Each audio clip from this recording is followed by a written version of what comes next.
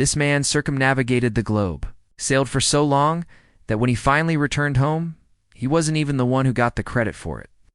But why did Ferdinand Magellan risk his life to sail around the world, and how did he do it? Magellan was a Portuguese explorer who, along with his 5 ships and 270 men, set sail from Spain in 1519. You're probably thinking, why did Spain back this Portuguese explorer to circumnavigate the globe? Well, you see, Magellan had convinced the Spanish monarchs that there had to be a westward route to the Spice Islands. This was important because at the time, European demand for spices like cinnamon and nutmeg was high. But the only way to get them was through the long and dangerous eastern route. Portugal controlled this route, and Spain wanted to break the monopoly. Plus, the Portuguese were not too happy about Ferdinand's idea of going around the world either. So, with 5 ships and 270 men, Ferdinand set sail westward towards the Pacific. The first 3 months of the voyage were terrible.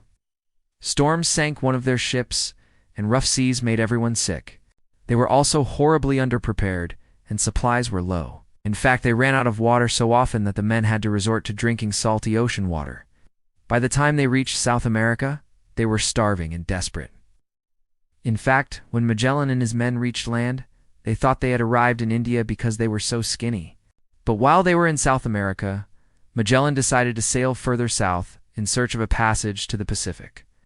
This was a huge mistake, you see. The strait that Magellan discovered later became known as the Strait of Magellan, but it was so incredibly dangerous that the other 4 ships turned back. Magellan's ships had been battered by storms and the crew was exhausted. So sailing through the cold and windy strait was just too much for them. But Magellan wanted to prove himself to the world and, more importantly, to Spain. So he pressed on with just 1 ship and 18 men. This is where things get kind of unbelievable. You see, after sailing through the Strait of Magellan, which took them 2 months, they finally reached the Pacific Ocean. This meant that they were the first Europeans to ever cross the Pacific. But things were still really, really bad. The ship was barely holding together, and the men were sick and starving. Magellan described the Pacific as a calm and tranquil sea, which was lucky for them because they didn't have the supplies or the strength to deal with storms. And then a few weeks after crossing the Pacific, the crew began to suspect that the ship's carpenter was actually poisoning the ship's cook, and this led to an all-out mutiny.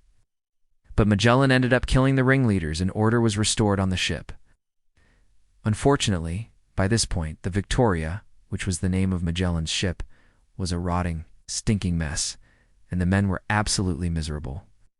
In fact, when they finally reached the Philippines in March 1521, Magellan didn't even make it ashore. You see, he was killed in battle with the natives. But before he died, he had one last look at the Pacific Ocean and realized that he had finally found the westward route to the Spice Islands that everyone had been looking for. The Victoria, however, was in no condition to continue the voyage. So Magellan's assistant, Juan Elcano, set sail for home.